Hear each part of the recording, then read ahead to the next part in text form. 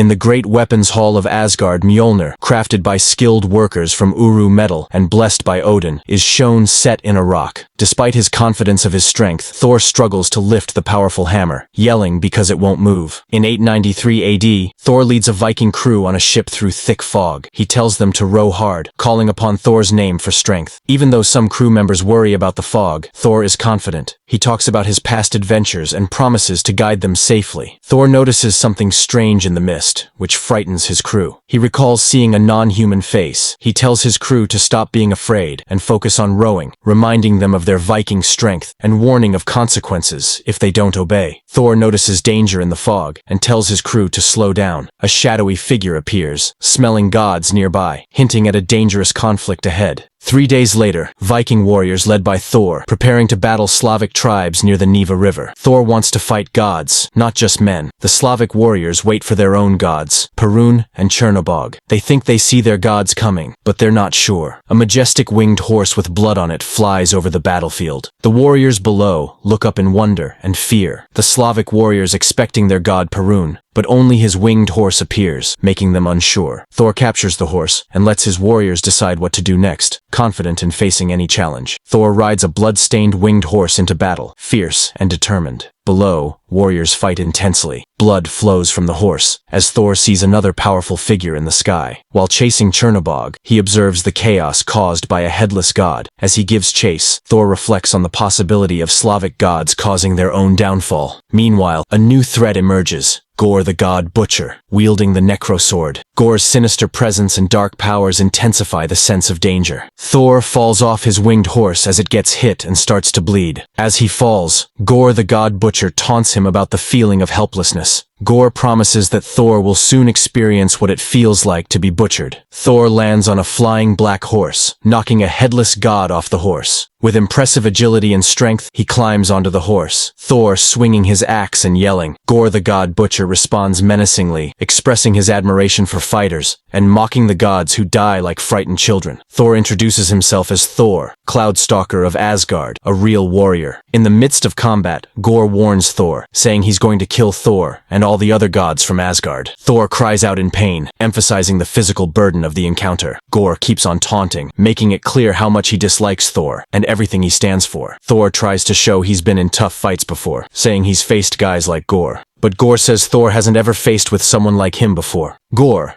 carrying Thor, questions the point of Thor's godhood, mocking the worshippers below. He lists the gods he's defeated, emphasizing his hatred. He demands to know what Thor represents before his defeat. Thor weakly responds with thunder before falling unconscious due to his injuries. A big lightning bolt hits the God Butcher. Thor and Gorr fall from the sky and sent them crashing down.